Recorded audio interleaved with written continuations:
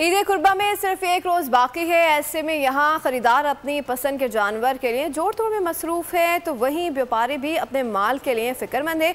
ऐसे में व्यापारियों का क्या शिकवा है, जानते हैं रावलपिंडी से हमारे नुमाइंदे इसरार खान से। जी इसरार खान, आगाह कीजिएगा। जी बिल्कुल, इस वक्त हम रावलपिंडी की मवेशी मंडी में मौजूद है और पूरे पाकिस्तान की तरह रावलपिंडी की मवेशी मंडियों में भी ख़रीदारों का जोश व खरोश नज़र आना चाहिए था, लेकिन वो नज़र नहीं आ रहा। उसकी वजह क्या हो सकती है? जानवर महंगे हैं या लोगों की इतनी इस्तात नहीं कि वो अपनी पसंद का जानवर ख़रीद सके। इस बारे में यहाँ पर एक ख़रीदार मौजूद है, क्या गिला है उनका, क्या शिकवा है, उनसे हम जानते हैं। अस्सलाम वालेकुम। कैसे हैं आप? शुक्र है। अच्छा, मुझे बताएं कि आप आए हैं रावलपिंडी की इस मंडी में जानवर खरीदने के लिए। पहले तो बताएं कि आपने बकरा लेने आए हैं या कोई बैल लेने आए हैं।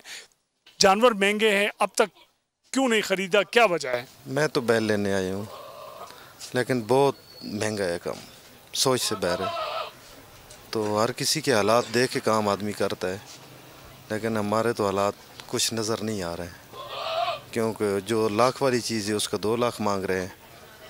तो इस वजह से, और किसी से सौदे वाली बात करें तो वो सुनते नहीं हैं। ये बात है, अब क्या हो सकता है। पिछली दफ़ा जिस कीमत पे था, इस दफ़ा उससे डबल कीमत पर जानवर दस्तयाब है। यही वजह है कि लोग अब तक जानवर खरीद नहीं पाए। जी सब्सक्राइब करें और बेल दबाएं ताकि कोई खबर रह न जाए।